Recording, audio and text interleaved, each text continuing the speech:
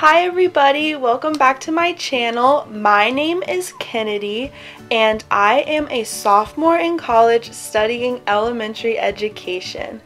Today we are going to be talking about how to pass the Praxis. I know the Praxis seems scary to a lot of elementary education or just like education majors in general because it's a big test and you have to pass it in certain states. And if you don't pass it, then you can't get into the education program at your school in most states. I recently took the Praxis for the first time and I did it all the parts together. You can do them separately, but I decided to do them together because it saves money. But I passed it. Ooh! I'm so happy that I passed it. I really did not want to take it again and I studied a ton for it.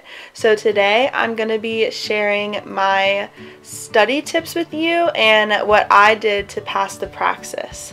So let's get into it. Okay, the first thing that I recommend doing for the Praxis is getting this book. It is the Praxis Prep 12th edition by Kaplan. My mom is a teacher and she recommended this book to me because she said that it was really good to help with the Praxis, so I got it. It says right here, it was $25, which I might have gotten it on sale. You probably can find it on Amazon or at your local bookstore, and it might be cheaper on Amazon or something, but I don't think $25 was that bad for this. It has all of the different Praxis tests in it, not just the core Praxis test, which is the one that I took and I'm talking about in this video.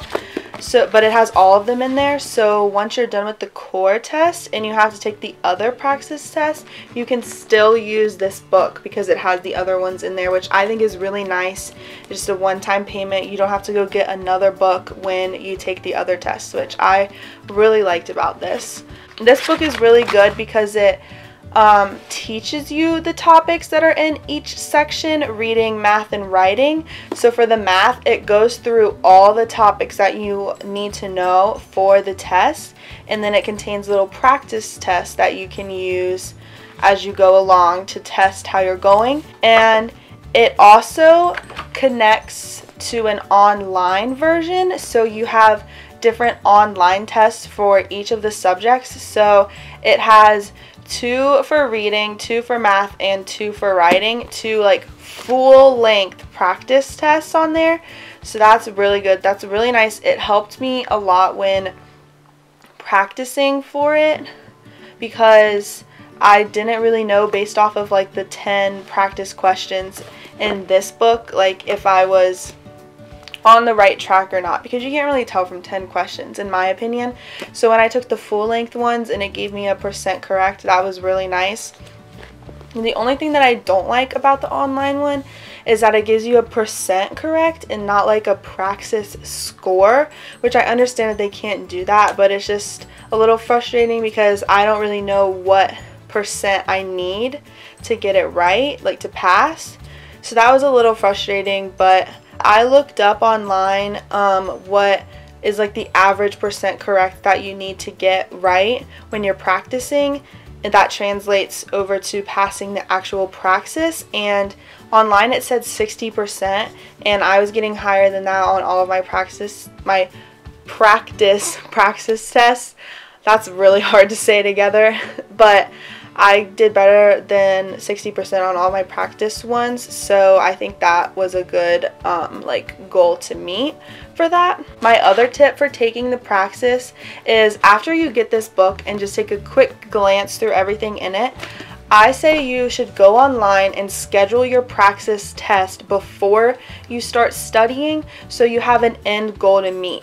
I started studying before I had scheduled my test, and that honestly wasn't really good for me because I wasn't motivated to start studying. I would be like, oh, I'll do it this day, and then I didn't actually do it because I had no motivation, because I didn't know when I was actually taking the test.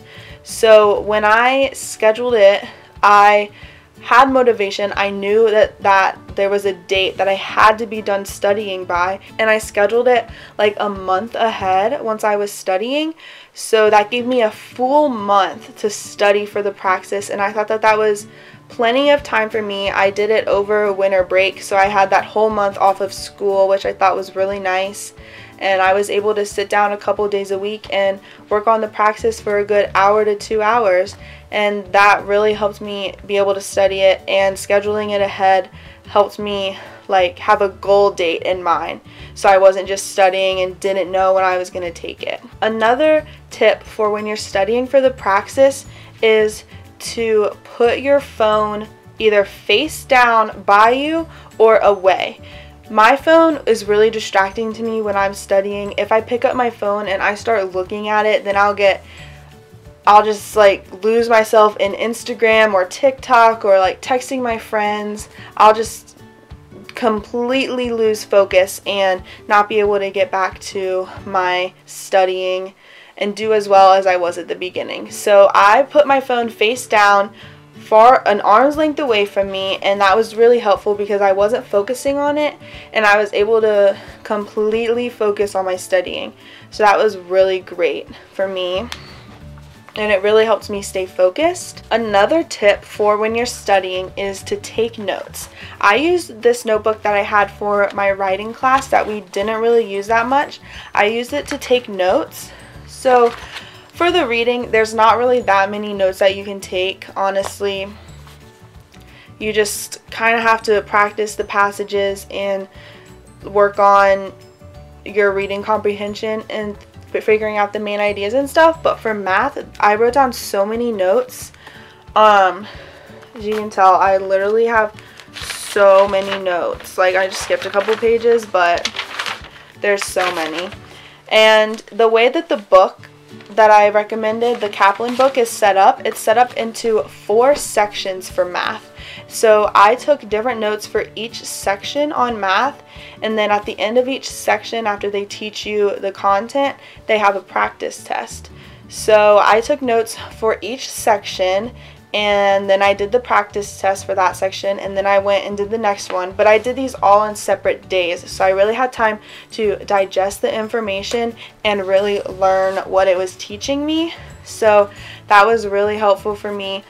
I also made some note cards for the terms or conversions that I didn't know. So they had a lot of like pound to ounces conversions like that. So I just made a little note card for things like those. And then I also made note cards for like formulas for volume and area and stuff, just so I could quickly look over them and start to memorize them. So I did tons of note cards for stuff like that, like trapezoid area. Who knows that? I don't. Well, I do now, but I didn't when I made this note card. So that was really helpful. I also made note cards for like the metric system, like kilo and stuff like that, because I don't remember the order for them. So note cards are also really helpful when studying for the Praxis, for just the little things that you don't know every day. So another tip that I have when working through this book is to not do all of the math in one day. I kind of mentioned this earlier, but you need to really like separate out the times that you learn about each different content area for each subject. So like for the math, I learned one subject, and then I waited a day or two and I took the practice test for that, so I could really like get all the information in my head and really learn it. And then after I did the practice test, I went on that same day and learned the next section of content for review, and then I took that practice test on a couple days later. So I really got to learn all the information that was being presented to me.